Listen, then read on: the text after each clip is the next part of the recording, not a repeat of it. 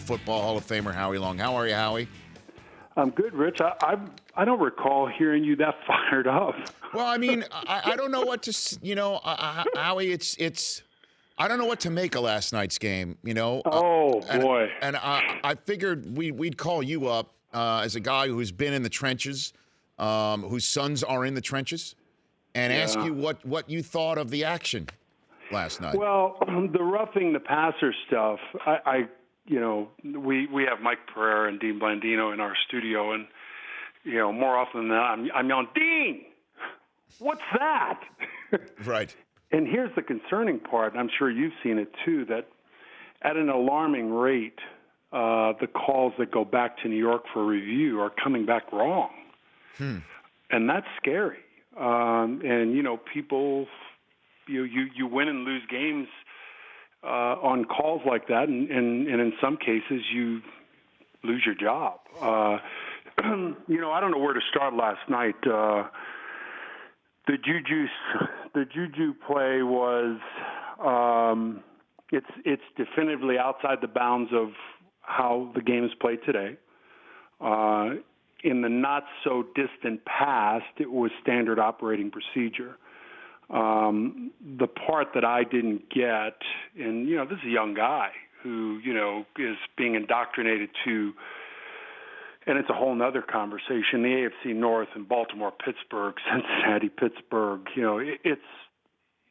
It's a man's division, and it's a physical division, and they pride themselves on that. And they ask no quarter, and they give no quarter. And certainly, Vontaze Burfict has been in the middle of a number of controversial hits and plays over the course of the last 4 or 5 years, and there's a lot of bad blood here in this matchup in particular. And the part that I probably would have liked to have seen more of, and I'm not sure, I haven't talked to Mike Pereira or Dean Blandino yet, but given that it's a Monday night game, and not to diminish Sunday games, but that it's a Monday night game, and the kind of bad blood there is in this matchup, I'm overcalling the game early.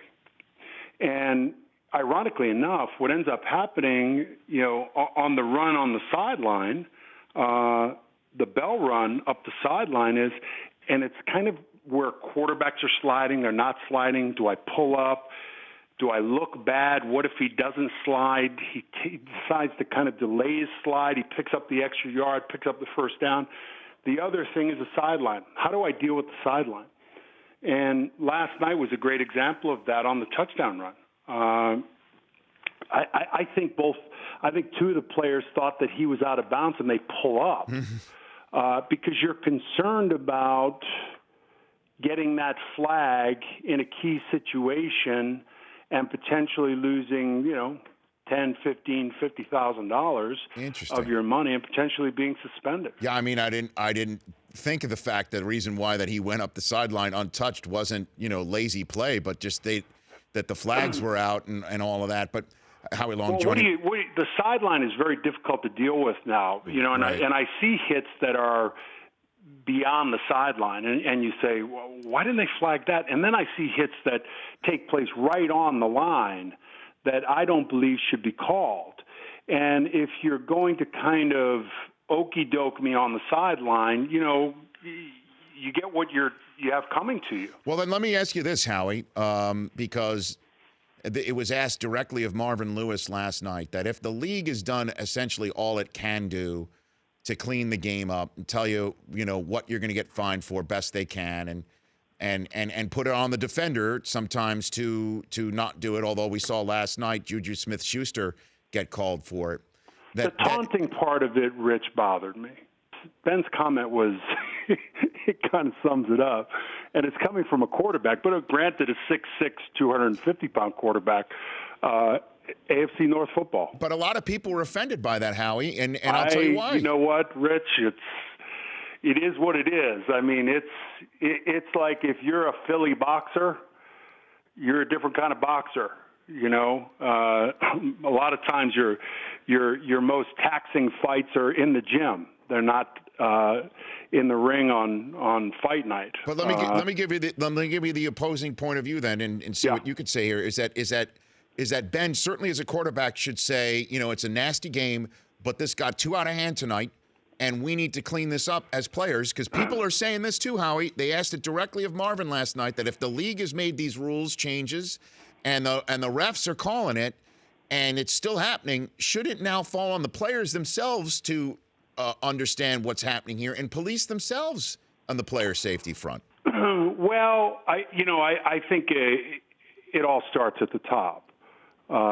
It starts with your head coach, and it filters down to your coordinator and your offensive line coach. I mean, there have been offensive line coaches throughout the course of my career, both as a player and a broadcaster in the NFL, particularly during my career, who were just the dirtiest son of a bitches you could possibly imagine, who in their head were their goal was to get 7 to 10 knees a year.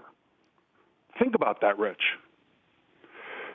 So, it's been part of football, but a player, in my mind, acts out on the field how he's coached. And that's head coach. And the Gronk thing was an anomaly this weekend. Out of line, should have been suspended, frustrated, don't care. There's no place for it. Do players have tempers? Yeah. I got one in Chicago who's got a pretty good temper. But you got to reel it in. And I think it starts with the coaches. It's the head coach. It's the coordinator. It's the position coach who's teaching the players how to play. And it's making it unacceptable to play outside the bounds of the way the game's supposed to be played. So you got to play physical. You got to make the big hit. Now, as I mentioned, there are situations that you're putting players in a real quandary. The slide thing, the Flacco slide, I didn't see anything wrong with that. The Alonso hit on him. I didn't see anything wrong with that because awkward slide and late. How does a 6'6" guy go from vertical to hit the ground? He's not Russell Wilson. People like Russell Wilson can get down quick. Cam struggles to get down. Flacco really struggles to get down. My gosh, it was painful to watch. But and then the contact ends up being head-to-head, and that's where the issue comes in. But the players, the defenders are being put in a bad spot on the crossing routes, the deep routes, the sideline run by the quarterback in particular, but running backs or wide receivers. When do I pull off? Is he going to let up? Is he going to go out of bounds? Or is he going to make me look bad and pick up 3 more yards? Because when I walk in that meeting on Monday morning, I got to watch that film in front of the whole team. So when it all comes down to it, Howie, walk me through the process. Is it possible a player that's making an instinctive play can instinctively place that aside and have the wits about them to not take a shot that they know could lead somebody to get hurt? Is that possible? You'd have to be more specific with me. I'm as a general rule, I think it's the question's too vague. I think situation by situation, the Gronk thing, out of control. Juju's a young player. Hopefully he'll learn from, 1, the hit, and 2, the taunting. And that won't happen again. And I'm sure it won't. He seems to be a really solid kid and a kid with a really bright future. I think it's incumbent upon the coaches to demand that the players play within the rules. And you see teams that where that's the case. And I go back to New England. It's just not if you make a play like that, how frightened are you to go into a meeting on Monday with Bill Belichick?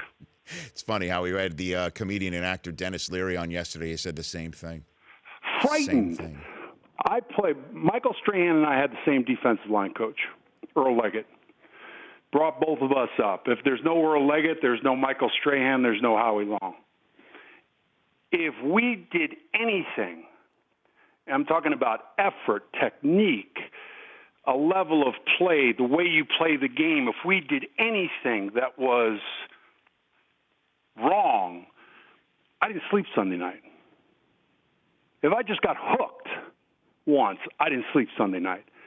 So I'm not sure that there's not a lot of Earl Leggett's out there. That's part of the problem. And the other problem is I got to keep it real. What does that mean? Keep it real. Play the game. Be physical. Be tough. But don't go beyond. I mean, if it's a bang-bang play, Rich, and a receiver ducks his head at the last second, I get it. I kind of see it. I feel for the safety. I feel for the wide receiver who's getting hit. But I feel for the safety, too. I feel for the linebacker. I feel for the guy on the sideline who's not sure whether this guy's going to go out of bounds or is he going to make me look bad, fake like he's going out of bounds, and pick up 2 more yards in the first down. Could be a difference maker in the game. Howie, I'd love to have you back on later this month instead of after a game like this because the NFC's so wide open. It's it's really great. exciting. And I guess if you have just one extra minute, who do you see winning the NFC with the Vikings now playing as the way they have? And they went out. They got that 1 seed, Howie. Case Keenum, he's got the slipper on. He's got the slipper. You know what? The last 2 weeks, and there were 2 totally different ball games. He played great 2 weeks ago. I mean, played great. Made some big plays. They went down there with a plan. We're going to play great defense. We're going to get them off the field on 3rd down. We're going to give them their yards on the ground, but we're going to hold them to X amount of points. Don't make the hero mistake at quarterback. And Case extended plays. They ran the ball efficiently. They got just enough, and it was a great win on the road. Minnesota is a tough out right now. Seattle, we talked about it on our show. The consensus was they're not an elite defense anymore. They're an elite front 7, and they've got a Hall of Fame safety. And they've got a couple of young cornerbacks who are pretty good, as we came to find out this past week. The Rams are a team that, I don't know whether people just think they're a novelty or what, but their punting game, their kicking game, their defensive front. Aaron Donald's the best defensive tackle in football. I know, it's so running back, offensive line. They had a charter come in from Buffalo at the receiving corps. Young tight end. I love the it. Quarterback. All of a sudden, he looked like a guy who was lost a year ago, and now all of a sudden, he's one of the most accurate quarterbacks in football. And the head coach, he's changing the way everyone thinks about who do we hire next. That's true. Howie, I love chatting with you. Let's chat later on this month before the year Anytime, changes. Rich. I love it. Thanks, Howie. That's Howie Long. The Vikings are on the verge of doing something nobody's done in the Super Bowl era. We'll hit that, review a little bit more of what Howie just said when we come back. The Rich Eisen Show, weekdays at noon Eastern on Audience.